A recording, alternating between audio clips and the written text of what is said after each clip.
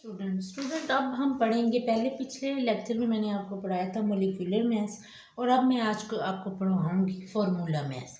Formula maths को पढ़ाने से पहले मैं आपको बताती हूँ फार्मूला यूनिट किसे कहते हैं। इसके बाद आप फार्मूला मैथ्स को अच्छे तरीके से अंडरस्टैंड कर सकते हैं। फार्मूला यूनिट की अगर मैं बात करूँ तो फार्मूला यूनिट हमारा होता है सिंपलेस्ट रेशियो होती है किसी भी कंपाउंड की या मॉलिक्यूल की, ठीक है, सिंपलेस्ट रेशियो।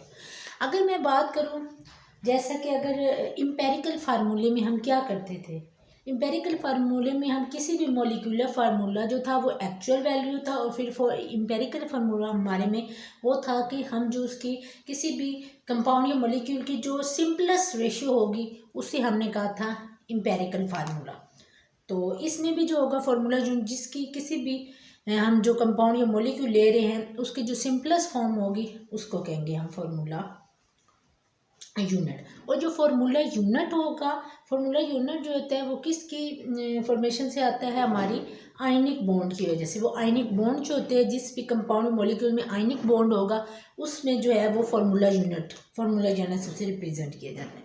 अगर मैं बात करूँ, यहाँ पर हमने एक सोडियम लिया है स्टूडेंट, सोडियम क्लोराइड लिए। सोडियम क्लोराइड का जो सिंपलेस्ट रेशियो है वो 1:1 है। तो इसके जो फिर उन्होंने कहा the sum of the atomic masses of all the atoms present in one formula unit. ये हमारा वन फार्मूला यूनिट है। इसमें जो हमारे एटम्स हैं उनका जो एटॉमिक ये मैसेज है उनको हमने जमा किया है, और ये हमारा आ गया फार्मूला मैस। तो स्टूडेंट ये है जी सोडियम क्लोराइड, सोडियम का 1 रेशो, क्लोरीन की 1, इन दोनों का हमने एटॉमिक मैसेज को जमा किया है और हमारा 58.44 ग्राम पर मोल आ गया।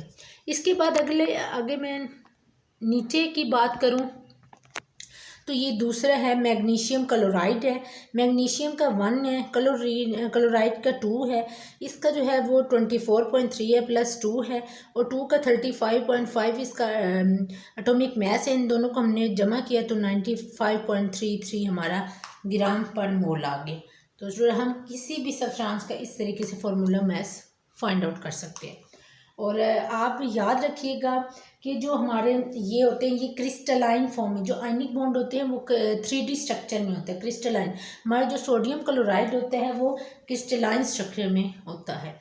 और क्रिस्टलाइन होता है कि एक जो होता है पॉजिटिव होता है, उसके साथ ही जो है सामने नेगेटिव होता है, फिर पॉजिटिव नेगेटिव आमने सामने मतलब ऑपोजिट रेशो में होता है। जैसे सोडियम क्लोराइड का अगर हम नमक का स्ट्रक्चर देखें तो वो इसी तरीके से अरेंज किया जाता है। तो स्टूडेंट आप जितना मैंने आपको पढ़ाया है फार्मूला मैथ्स, इसमें से अगर फिर भी आपको कुछ समझ ना आई हो तो आप मुझसे जो है कमेंट बॉक्स में पूछ सकते हैं। प्लीज़ मेरे चैनल को लाइक एंड सब्सक्राइब कीजिएगा। Thank you.